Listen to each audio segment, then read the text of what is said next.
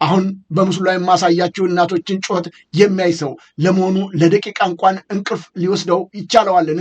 እኔም የዜግነት ግዴታ ሆኖብኝ እንጂ እናቶቻችን እንዲህ እየጮሁ እየተሯሯጡ ድረሱልኝ ሲሉ ሬሳውን ሁሉ እያየው ለእናንተ ዘገባውን ሳቀርብ እየዘገነነኝና እጅግ በቁጭት ነው።